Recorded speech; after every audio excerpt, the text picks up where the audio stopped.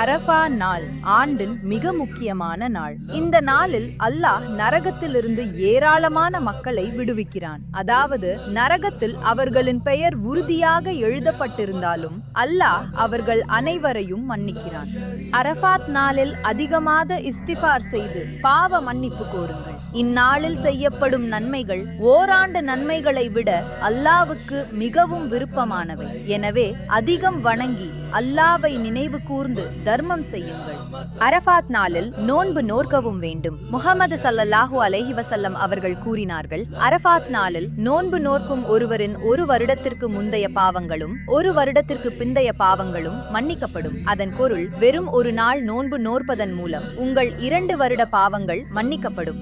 Arafat நாளில் துஆக்கள் அங்கீகரிக்கப்பட அதிக வாய்ப்புள்ளது. ஏனெனில் அல்லாஹ் இன்று தன் அடியார்களை கண்டு மகிழ்ந்து அவர்களின் துஆக்களை ஏற்கிறான். இந்த நாளை வீணாக்காதீர்கள். எழும்போதும் அமரும் போதும் உங்கள் நாவில் அல்லாஹ்வின் திக்ர் இருப்பதை உறுதி செய்யுங்கள்.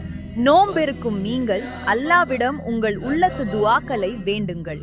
இந்த வீடியோவை பலருடன் பகிருங்கள்.